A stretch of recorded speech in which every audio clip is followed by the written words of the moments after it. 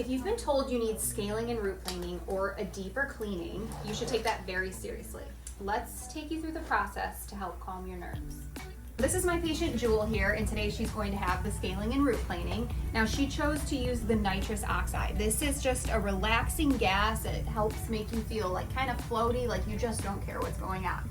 Now, when you have a deeper cleaning, you want to use something to get you numb. There's a couple of different options for that. There's the traditional anesthetic that we inject like you do when you have a filling, or we have something called Orchix. It's just basically a gel or a jelly that we put around the tooth. There's no injections involved, no pain. It just kind of numbs the gum tissue.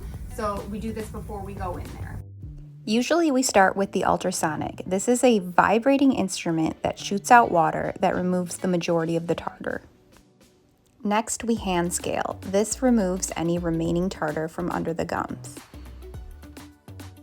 Lastly, we check with our explorer to make sure we don't feel any remaining tartar and that the teeth are squeaky clean.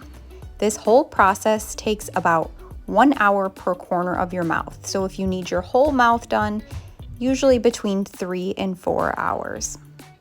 In most cases, we split your appointment up in 2 visits.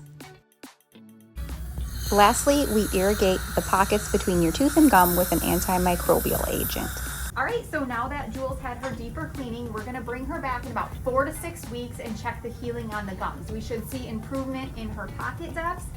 So we'll bring her back 4 to 6 weeks, make sure everything's healed up, and then she'll have another cleaning in about 3 months. It'll just be a routine, what we call perio maintenance. She won't have to be numb for that. And then hopefully she is on her way to healthy gums.